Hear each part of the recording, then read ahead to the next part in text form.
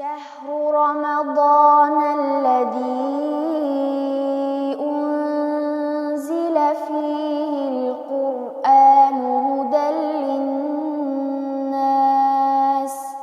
شهر رمضان الذي أنزل فيه القرآن هدى للناس وبينات من الهدى والفرقان وبينات من الهدى والفرقان İbadətdə usul köp, fəzilətə bay bolğan, məğfirət həm bərəkət, rəhmətlərə liq tolğan, cənnətlər kən içilib, dozaq məhkəm taqilib, yetib gəldi bizlərə xoş mübarək Ramazan.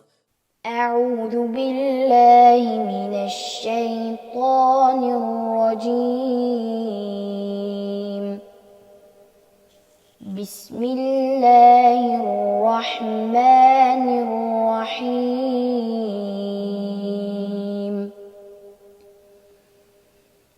واعتصموا بحبل الله جميعا ولا تفرقوا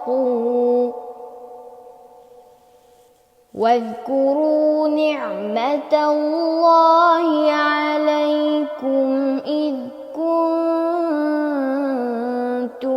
أعداء فألف بين قلوبكم فأصبحتم بنعمته إخوانا وكنتم على شفا حفرة من النار فأنقذكم